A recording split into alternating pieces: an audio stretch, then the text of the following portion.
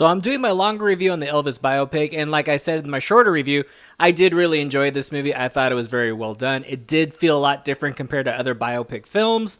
Like I said, the reason why it felt so different because it is being told from the point of view of Elvis's manager. And Tom Hanks' portrayal of the Colonel, who is Elvis's manager, this movie is just as much his film as it is the Elvis film. And we are seeing Elvis's life through the eyes of his manager, the Colonel. And there were times in the movie where, yeah, Tom Hanks was a little distracting because I knew nothing of this character or this person. And his accent sometimes, he kind of felt like a Bond villain or even a Batman villain from the old Adam West TV show.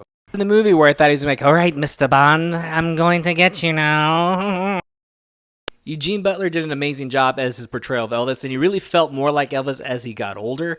The way he did the voice, the way he did his movements, and how he was charismatic, they definitely made Elvis seem more like a victim in this movie. Unfortunately, I wasn't around at that time, so I don't know how much of that is true. Biopic films are trying to cram so much information into 2 hours or 2.5 hours that they kind of skim through some things I really wanted to know more about, especially how Elvis got some of his music. Now, the film kind of skims over this a little too quickly, and they kind of portray it very innocently also, but the film kind of goes into how Elvis was influenced by some of the music from black musicians, but also they kind of portray it as if he's innocently borrowing the music. I really wish they kind of went a little more detail in that. I really wanted to see the point of view of other black artists in the movie, such as B.B. King and others. I wanted to see what their thoughts were as far as Elvis making money off their music and also the fact that he's getting more publicity off of it.